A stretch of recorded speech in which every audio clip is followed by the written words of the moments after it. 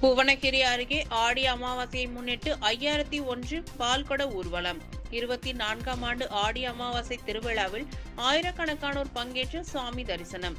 கடலூர் மாவட்டம் புவனகிரி அருகே சேத்தியாத்தோப்பு குறுக்கு ரோடு விநாயகபுரம் கருப்பசாமி கோவிலில் ஆடி அமாவாசையை முன்னிட்டு 5001 பால்குட ஊர்வலம் நடைபெற்றது. கடந்த மாதம் 25ஆம் தேதி கருப்பசாமி கோவிலில் கொடியேற்றம் நடைபெற்றது.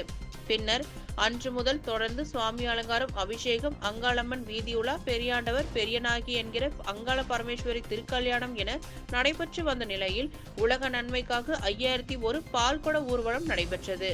பால்குட ஊர்வலத்திற்கு முன்பாக சர்க்கரை ஆலை வளாகத்தில் ஒன்று கூடிய பக்தர்கள் மேலதாளம், தாரை தப்பட்டை முழங்க வேப்பலையால் அலங்கரிக்கப்பட்ட பால்குடத்தை சுமந்து மஞ்சள் பச்சை ஆடையுடன் 2 கிலோமீட்டர் தூரம் வரை ஊர்வலமாக வந்து மூலவர் கருப்பசாமிக்கு தங்களது வேண்டுதலை நிறைவேற்றும் பொருட்டு மகா பாலாபிஷேகம் செய்தனர்.